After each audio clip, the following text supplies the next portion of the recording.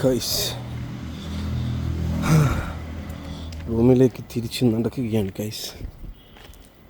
നടത്തത്തിനിടയിലാണ് താഴെ വീണ് കിടക്കുന്ന ഈ ഒരു കൊക്കോ കണ്ടത്.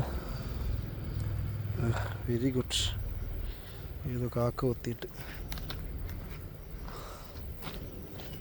ഇതാണ് നമ്മൾ പറയുന്നത് ഭാഗ്യമെന്ന്. These are ഏലംതോട്ടം. ഇവിടെ വന്നപ്പോൾ ഫുൾ കൃഷികളാണ് കാണുന്നത്. കൃഷിയാണ് കട്ടപ്പനയിലെ പ്രധാന ഉപജീവന മാർഗം എന്നാണ് എനിക്ക് മനസ്സിലാക്കാൻ കഴിഞ്ഞത്. ആ കാണുന്നതാണ് നമ്മൾ താമസിക്കുന്ന വീട്. ഇവിടെ നോക്കിയാൽ നല്ല വ്യൂ ആണ്. തളർന്നു പോകും.